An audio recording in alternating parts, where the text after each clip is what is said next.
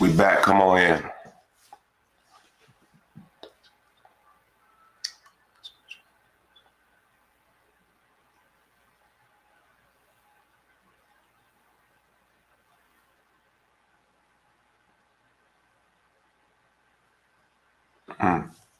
Good. Hey, Keisha. Tracy, what's up? What's up? What's up? The workout warriors. Isn't it interesting that both of y'all work out and both of y'all get on early, usually the first? Hey, Pamela and Pamela. Lana, what's up? Kendrick, what's up? Rita Moore, how are you doing, my lady? Curry. Kathleen, Danielle, Sarita. What up, Natasha? From fam. That's a long time. What up? What up, Chica? All right, let's jump in. Let's jump in. Let's jump in. We are on page 68. We are on page 68, and we are dealing with motivation. Yesterday, we dealt with the Latin word where motivation comes from, more. It's movere, but neither here nor there. Basically, it means to move. Okay, that's what it basically means to move. What makes you move? So today, we're going to be talking about two forms of motivation, extrinsic and intrinsic. Extrinsic and intrinsic. Okay, back in the book, we're on page 68. There are two types of motivation, extrinsic and intrinsic. Extrinsic motivation is based on external reward that you will get once the task is completed. On the other spectrum, there's intrinsic motivation, which is based on the idea that the activity itself is a reward. Thus, when you are intrinsically motivated, you do what you do because you enjoy it and not because someone told you to do it or because you will get a reward as a result. So, it's best to be intrinsically motivated, loving to do it, because the challenge is with extrinsic motivation, if the external is not there, will you do it? Yesterday, I went out and I think I did about 50 minutes. Okay, walk, run. And it was good. I love it. I did not always love it, but I always did it. But now that I understand all the benefits of what I do, I have changed my process, meaning when I'm intrinsically motivated to exercise and work out because I end up using it as time to meditate, read, study, think, process, and talk to God. So now it has become such a time of solace. So what you have to do at times is you have to trick your brain to do what you have to do, but do it with joy.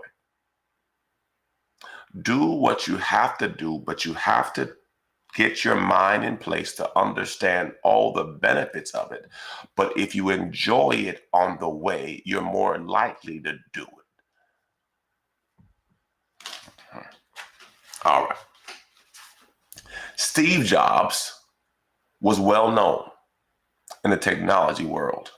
Now, if you don't know who Steve Jobs is, he was one of the founders of Apple, okay? iPods, iTunes, Mac, computers, okay. Jobs overcame several obstacles only to be faced with imminent sickness at the height of his success. By the way, he died. He transitioned from cancer.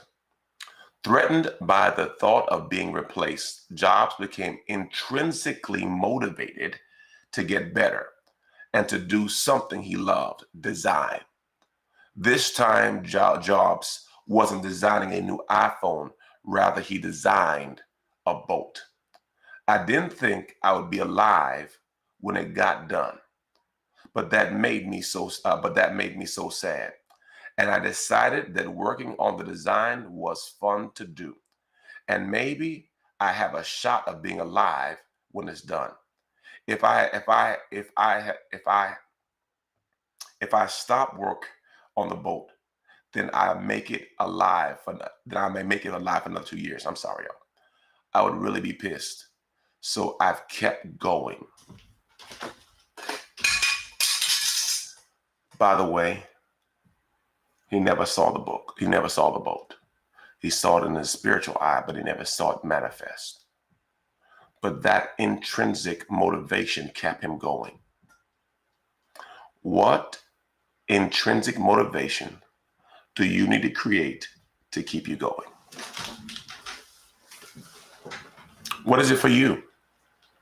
I've forgotten the name of the author, but there was an author who had a death sentence. And part of his story was, I have to finish the book. Well, once he started writing the book, his cancer went away. He ended up writing many, many books because he had intrinsic motivation. Intrinsic motivation can take you far. So you have to identify what is yours. What's going to drive you?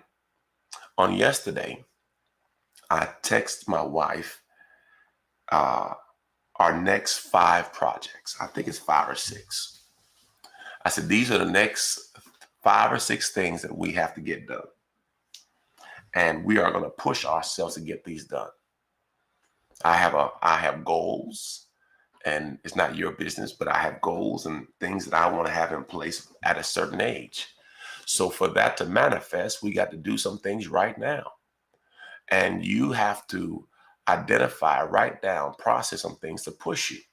Because us by ourselves, most of us are lazy. I said it. Most of us are lazy. We let and allow our goals to just walk by us, and we don't take action. If you want something different, you got to do something different. Faith without works is dead. So you have to make some decisions that I'm going to move. I'm going to make a move. I'm going to do something different. Guess what? I don't know if y'all know this, but half the year about gone. I don't know if y'all know this. 2022 is flying by, and you're going to blink your eye, it's going to be September. Blink your eye, November. Then you have to ask yourself, what have I done?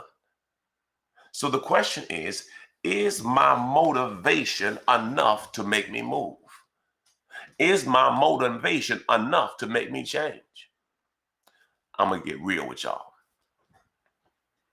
My father was not there much of my life, meaning as a parent.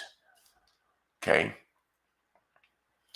And when I was in my early 20s, through my teenage years and my early adolescence years, I was not happy with him. I would treat him like a father, but I was just frustrated with his lack of him not just being there. Okay. Then all of a sudden, I'm in my early 20s, and I'm living wild, just all over the place. Okay. And it hit me at that moment. Jomo, you talk about your daddy, but if one of these situations you in right now don't work out, you're going to become your daddy. I don't know if y'all ever come to the conclusion. Sometimes we talk about our parents and then we become our parents. I said, you know what? To myself, you're right. And I made a conscious decision that I don't want to be my father. And I want to be around and in my kids' life for their whole life.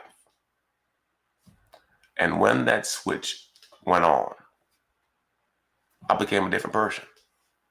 It motivated me that I want to be there. My dad could not, but I'm going to do something different.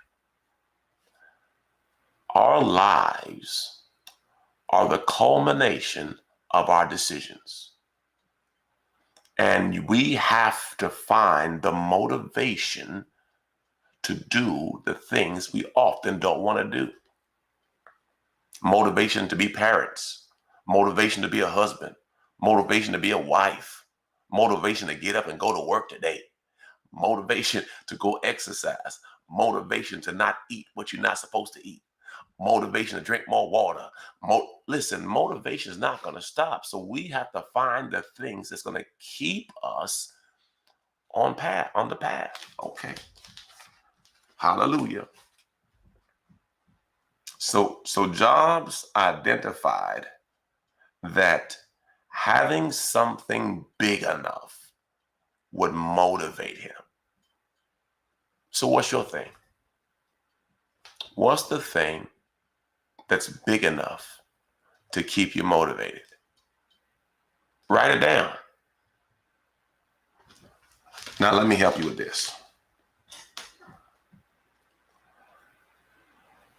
Write a picture, draw a picture of the next version of you. It may be 5 years, it may be 10 years, it may be 15 years, it may be 20 years, based on how much time you have. Write the vision of what you'll be doing, where you will be, and how you're going to be living. By the way, this is biblical. Habakkuk 2:2. Write the vision, make it plain. Though it tarry, though it takes time, it shall surely come to pass. Write the vision. So this is what I do. I write a vision and I buy it. I don't know if anybody saw that interview with Kobe Bryant where he says he makes a commitment to himself and he keeps it. I write a vision of where we're going to be and I buy it every day. This is so good. I hope y'all get it. Have you bought your future you yet? Buy into you. If you were a stock, would you buy you? Rick Ross, the rapper, and the guy from Wingstop says, is it him? I don't know if it's Rick Ross. Anyway, business is booming.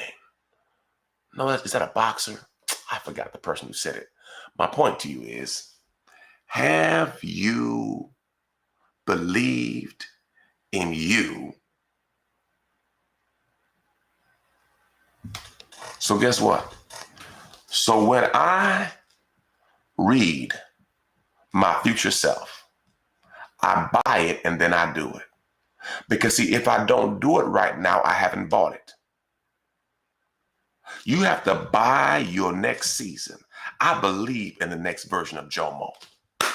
You better believe in it, because see, the next version of Jomo is predicated on what I do today. So if I believe that I will be here, I have to make decisions right now to manifest the future me. So what I'm doing is, when I'm making those sacrifices right now, it's because I bought the vision of me tomorrow. So have you bought your future self? Do you believe in your future self? Because you will get there based on the sacrifices you make today.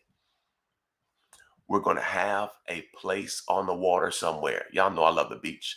I got to find a beach, either a condo or a house. On a beach, a good beach too, not a raggedy beach, a good beach. It's on the wall. It's on the wall. Hallelujah. We got to get a couple more businesses. It's on the wall. Meaning we will have enough cash flow that we don't have to do nothing but just exist, pray, and teach the word, and not worry about any kind of, set the kids up properly. Make sure our kids are straight. Make sure the foundation is set. Make sure that we have things in place. Make sure we have a legacy plan. Make sure, what is the vision for your life 5 years from now? What is the vision for your life 10 years from now? What's the vision for your life 15 years from now? And have you bought it? Meaning, have you decided the sacrifices that you have to make to manifest the tomorrow you desire. Jesus. You better buy you. Listen, business is booming. And you better be excited about it, because anything worth having will be a sacrifice. But when you get there, people are like, how'd you get here? I bought my vision. I bought my vision. I bought it. I believed in it. That's why Hebrews 12:2 says, for the joy set before him, he endured the cross. For the joy set before him, he endured the cross. So Jesus was willing, or Jesus endured the cross because he had a vision of us. So when you figure out the vision, it will give you the power to endure the sacrifice you have to make now, as you can see the manifestation of your vision then. This message today is a game changer. I pray you hear me and you start to buy you. By the way, what did Jesus say when he's at the wedding and his mother said, Jesus, they have no more wine? He says, woman, it is not my time. He bought his future self. He understood time. Wow. Buy you.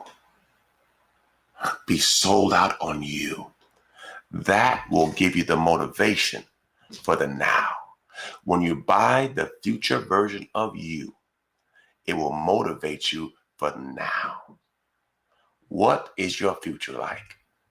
Where will you travel? How will you travel? Is it charter? Is it first class? What have you said to yourself? Well, what's the plan? Hallelujah. What is it for you? Listen, if you don't put a limit on God, God won't put a limit on you. Eyes have not seen, ears have not heard, neither entered the heart of man what God has in store for those who walk uprightly. By you. I am sold out on me. Are you sold out on you? I believe that my business is booming. I believe that my stock is going up. Why? Because I'm willing to put in the work. If you buy you, nothing can stop you. People buy you first, then they buy what you say. You are a commodity, baby. They buy you, then they buy what you say. Boy, oh boy. I started the whole business teaching. Anyway, I love you. God bless you. If you need a book, you go to my website, jomocousins.com, grab your book. I love you to life. God bless you. Buy you. Be sold on you. So everything you do today is for your future self. God bless you. Love you to life. Bye-bye, everybody.